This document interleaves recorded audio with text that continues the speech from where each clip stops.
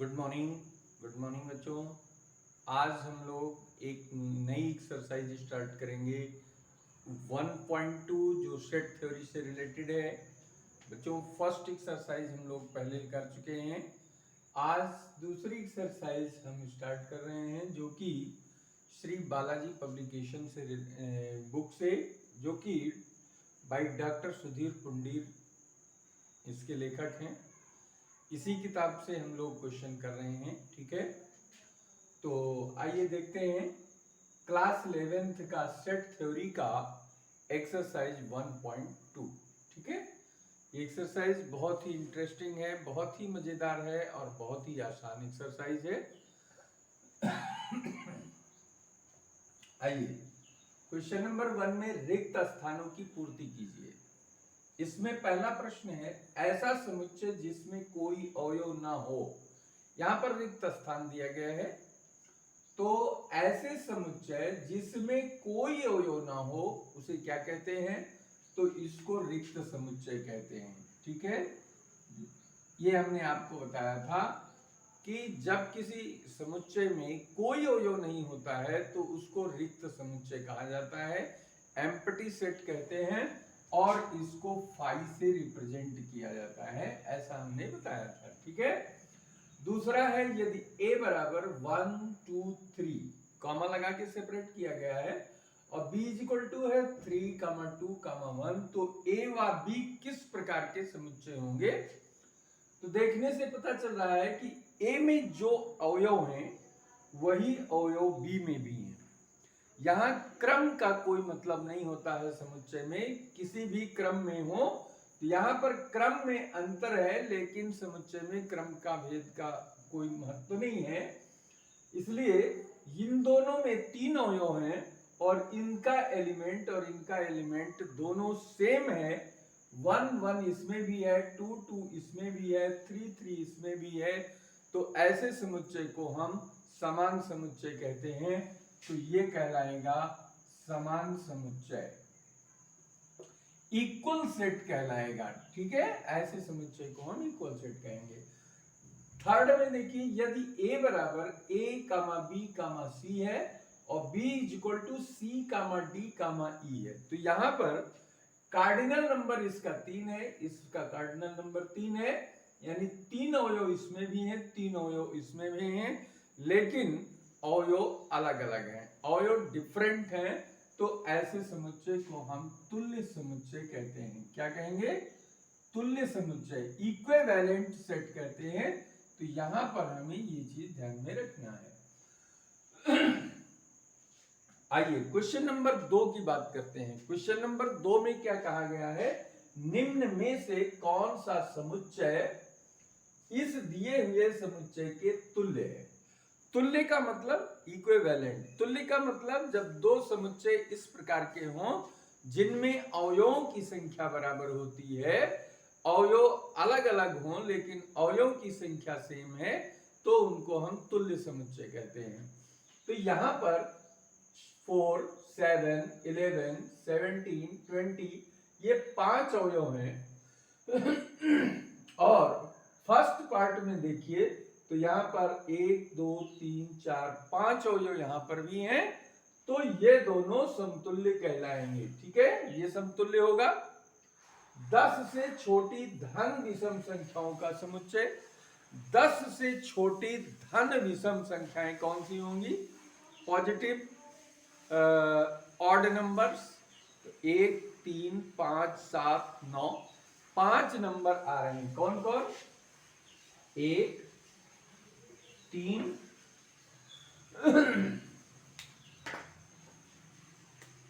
1 3 5 7 और 9, ये 5 संख्याएं आ रही हैं।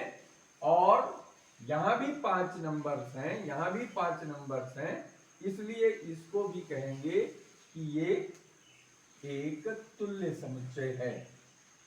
तीसरा पार्ट इसमें है, वर्ष में 30 दिनों का माह का समुच्चय। अंग्रेजी में जो 12 महीने हैं उसमें कौन कौन महीने ऐसे हैं जिसमें 30 दिन आते हैं? तो इसमें हम देखते हैं, एक तो अप्रैल आता है, अप्रैल के बाद जून आता है, जून के बाद आपका सितंबर आता है, ठीक है, और नवंबर। ये 4 महीने ऐसे हैं जिनमें 30 दिन होते हैं। तो 30 दिनों के माह का जो समुच्चय है वो ये है। तो इसमें केवल 4 अवयव हैं, इसलिए इसको हम तुल्य समुच्चय नहीं कह सकते, क्योंकि इसमें 5 नहीं है, ठीक है। लास्ट जो हमारे पास है 10 व 25 के बीच अभाज्य संख्याएं। अभाज्य संख्याएं प्राइम नंबर की बात कर रहा है, तो वो कौन सी संख्या अभाज्य संख्याएं हैं जो 10 और 25 के बीच में होती हैं। तो 10 के बाद एक होता है हमारा 11, अच्छा 11, 13, 17, 19 और 23, ठीक है। 11, 13, 17, 19 और 23 5 संख्याएं होती हैं। तो 5 संख्याओं का समुच्चय ये भी है और 5 संख्याओं का समुच्चय ये भी है, इसलिए इसको भी हम कह सकते हैं कि ये समुच्चय तुल्य है। और जिसमें केवल एक ऐसा है जिसमें ये नहीं है, क्योंकि इसमें 4 ही अवयव मिल रहे हैं, ठीक है, नोट करें।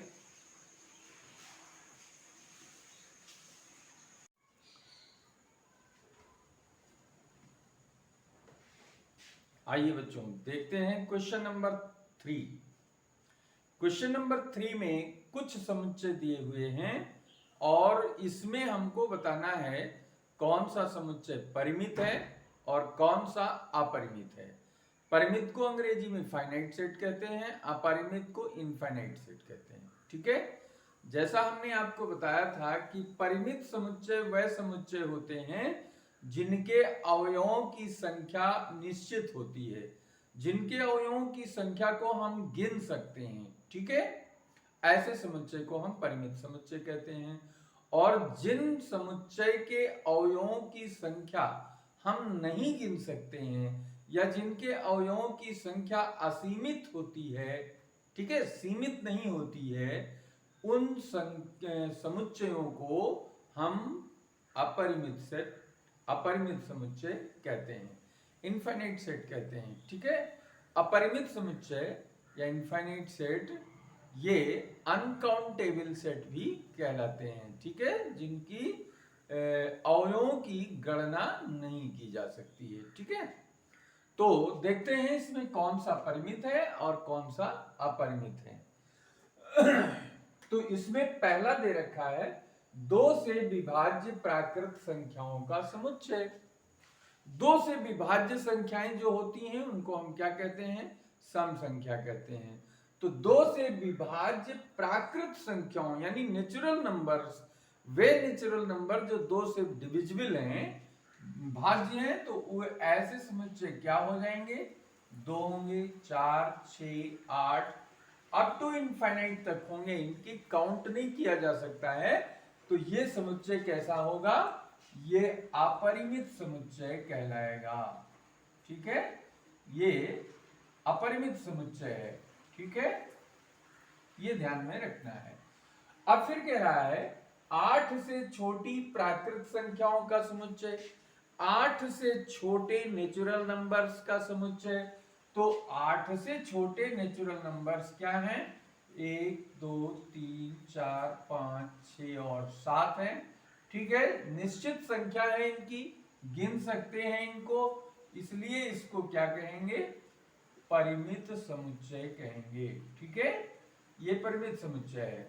ठीक इसी प्रकार से देखिए ऐसी पूर्णांकों का समुच्चय जिसका वर्ग सम हो, सम यानी इवन हो, ठीक है, सम यानी जो 2 से विभाजित हो सकते हैं। तो ऐसे पूर्णांकों का समुच्चय क्या हो सकता है, ऐसे पूर्णांक बहुत सारे हो जाएंगे, ठीक है, 2 हो जाएंगे जिनका वर्ग सम है, 4 का वर्ग सम है, 6 का वर्ग सम है, इसी तरीके से 8 का वर्ग सम है, निगेटिव में चले आओ, -2 का वर्ग सम है, -4 का वर्ग सम है, -6 का, -8 का, इन सब के वर्ग क्या होंगे, स्क्वायर क्या होंगे, सभी सम संख्या आएंगे। तो सम संख्या होने के कारण इनको, अच्छा इनमें कितने भी पॉजिटिव नंबर ले लो, कितने भी ऐसे नेगेटिव नंबर्स ले लो, लेकिन ये काउंट नहीं हो सकते, यानी इनके सबके वर्ग सम होंगे। तो इसको हम क्या कहेंगे, अपरिमित समुच्चय कहेंगे। ठीक है। अब आ रहा है -18 से बड़े पूर्णांकों का समुच्चय। -18 से बड़े पूर्णांक क्या होंगे, -17, -16, -15 and so on, 0 and so on, 1 2 3 and so on up to infinite तक। तो ये जो समुच्चय है इसमें भी अवयवों की संख्या अनगिनत है, इसलिए इसको भी हम अपरिमित समुच्चय कहेंगे। ये भी अपरिमित समुच्चय हो गया। ठीक है। तो इस तरीके से अगर आप हमारे साथ बने रहते हैं तो हमें एक एक एक्सरसाइज के एक एक क्वेश्चन हम आपको बताने वाले हैं। हर एक्सरसाइज का हर क्वेश्चन हम आपको सॉल्व करके बताएंगे। इसके लिए लगातार आपको हमारे साथ और हमारे चैनल पर बने रहना है। ठीक है। अब देखिए, एक बिंदु से गुजरने वाली रेखाओं का समुच्चय। एक बिंदु यहां पर हमने ले लिया और इससे गुजरने वाली कितनी रेखाएं हो सकती हैं, उन रेखाओं का संग्रह बताना है। तो एक रेखा ये हो गई, एक रेखा ये हो गई, एक रेखा ये हो गई, एक रेखा ये हो गई, एक रेखा ये हो गई, एक रेखा ये हो गई। ऐसे अनगिनत रेखाएं हम बना सकते हैं और इस प्रकार अनंत रेखाएं एक बिंदु से होकर गुजरती हैं, इसलिए हम इसको भी, और ये ऐसी रेखाओं का समुच्चय है, इसलिए यह भी अपरिमित समुच्चय होगा। ठीक है ना। तो ये आपको बहुत ध्यान से देखना है और समझना है। अब कह रहा है दो समांतर रेखाओं के उभयनिष्ठ बिंदुओं का समुच्चय।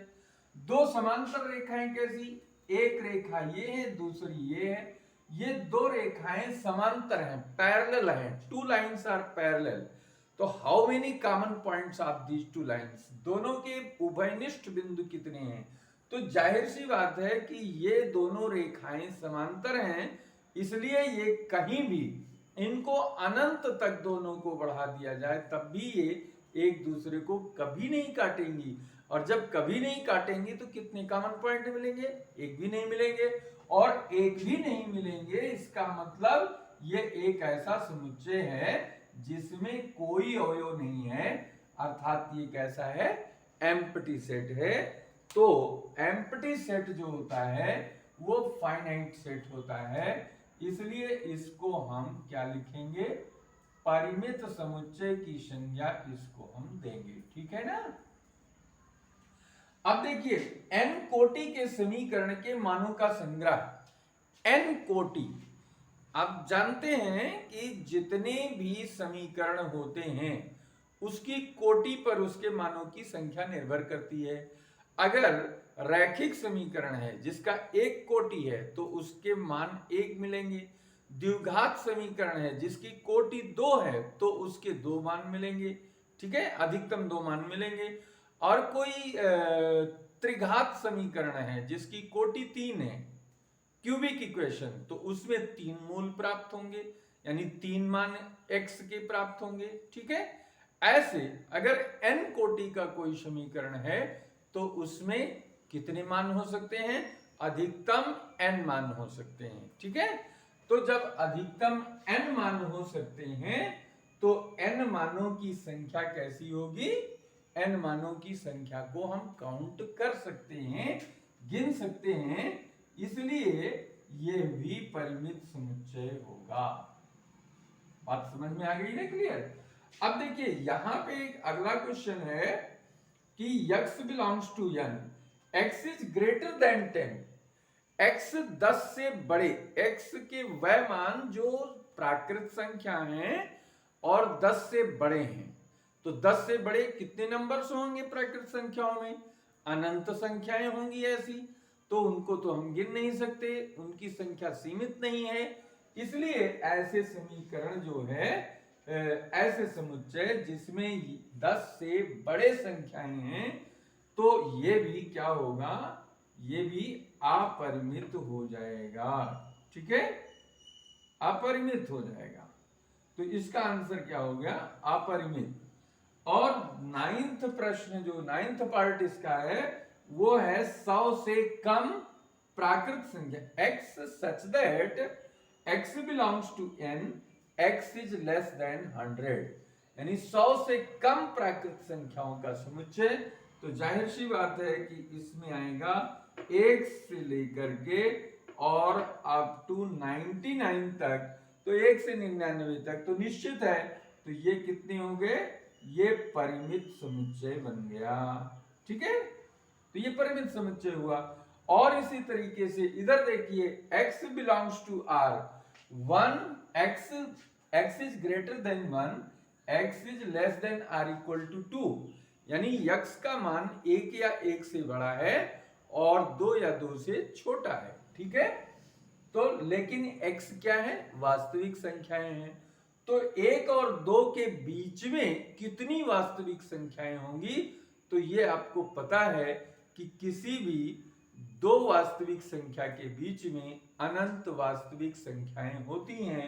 1 और 2 के बीच में अनंत वास्तविक संख्याएं हम बता सकते हैं। तो इसको अनंत होने के कारण ये क्या हो जाएगा?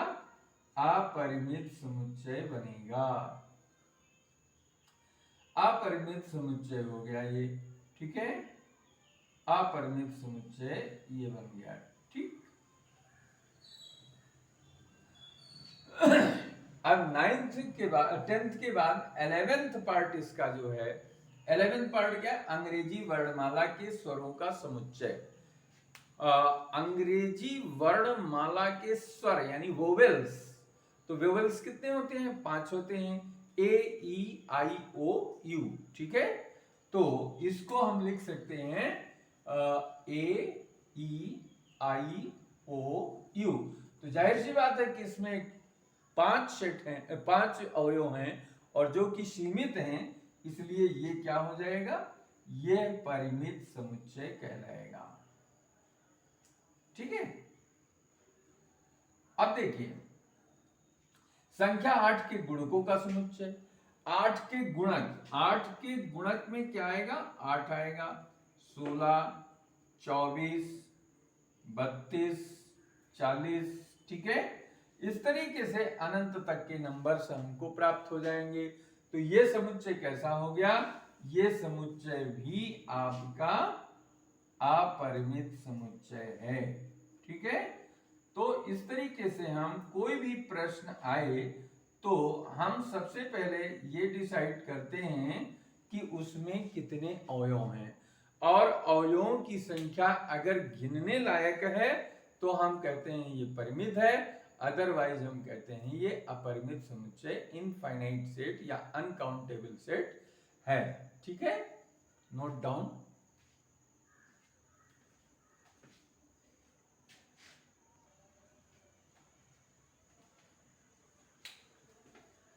अब देखिए क्वेश्चन नंबर 4 कह रहा है 6 से कम और 8 से अधिक पूर्णांकों का समुच्चय ज्ञात करिए।